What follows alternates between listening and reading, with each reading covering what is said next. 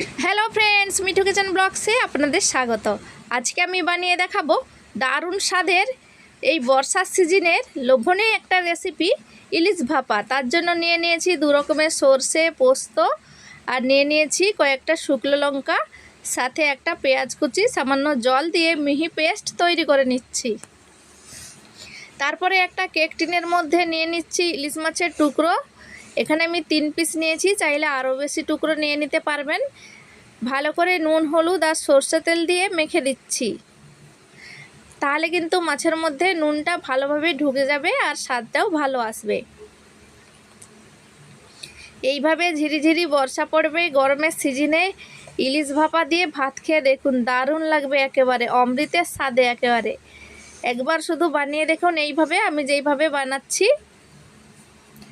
Friends, পুরো ভিডিওটা দেখবেন, দেখে ভালো লেগে থাকলে লাইক কমেন্ট শেয়ার করে চ্যানেলটিকে সাবস্ক্রাইব করার অনুরোধ রইল।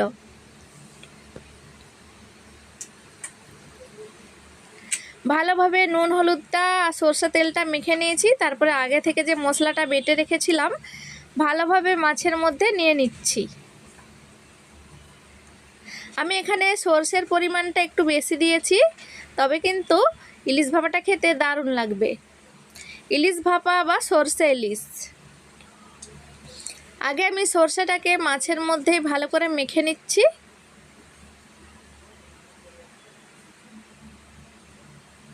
তারপরে দিয়ে দিচ্ছি পরিমাণ মতো নুন।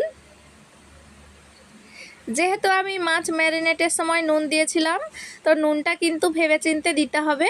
তো দিয়ে দিচ্ছি পরিমাণ মতো নুন, সামান্য হলুদ, দিয়ে দিচ্ছি সামান্য কালো জিরে আর সরষে তেল 2 চামচের মতো।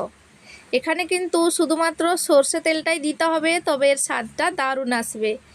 তো সরষে তেলটা দিয়ে ভালোভাবে সরষের সাথে মাছের সাথে মেখে দিতে হবে।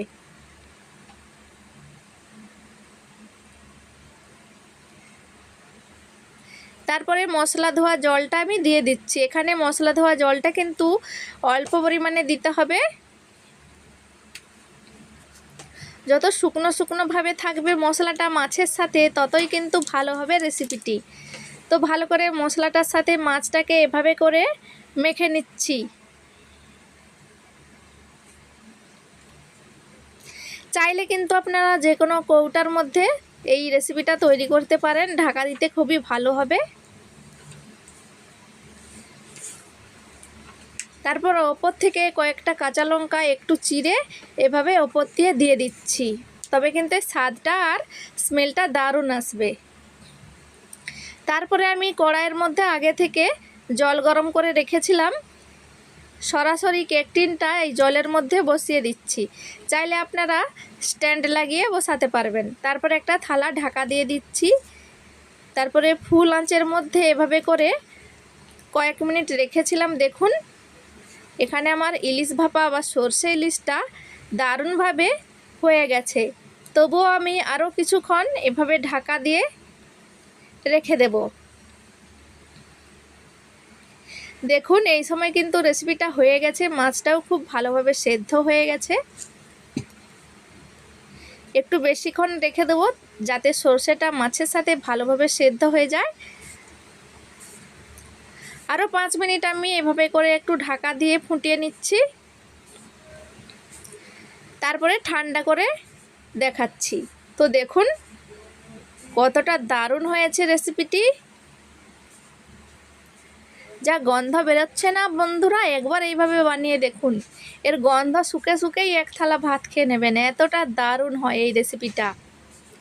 তো দেখুন, আমি এই মাছটাকে একটা প্লেটের মধ্যে সাজিয়ে দিচ্ছি। চাইলে এই অবস্থায় আরও একটু কাঁচা সরষে তেল দিয়ে দিতে পারবেন, তাতে কিন্তু স্বাদটা আরও বেশি আসবে।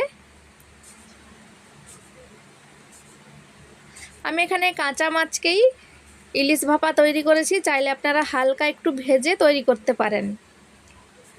তো প্লেটের মধ্যে এইভাবে করে ইলিশ মাছের পিসগুলো দিয়ে দিয়েছি। তারপরে মশলাটা উপর দিয়ে একটু দিয়ে দিচ্ছি, দেখতে ভালো লাগবে। তো ফ্রেন্ডস দেখুন কতটা দারুণ লাগছে। আমি এখানে প্লেটে সার্ভ করে দিয়েছি, গরম গরম ভাত দিয়ে দারুণ লাগবে। তো ফ্রেন্ডস, আজকের এই সরষে ইলিশ বা ইলিশ ভাপা রেসিপি আপনাদের কেমন লাগলো কমেন্টে জানাতে অবশ্যই ভুলবেন না। ভালো লাগলে একটা লাইক করে দেবেন। দেখুন আমি আপনাদের মাছটাকে একটু কেটেও দেখাচ্ছি যে কতটা ভালোভাবে সেদ্ধ হয়েছে। দেখুন ইলিশ মাছ একে নরম হয়, তার দেখুন ভালোভাবে সেদ্ধও হয়ে গেছে। তো ফ্রেন্ডস, ভিডিওটি আমি এখানে শেষ করছি। ভালো থাকবেন, সুস্থ থাকবেন। দেখা হবে পরবর্তী ভিডিওতে নতুন কোনো রেসিপি নিয়ে।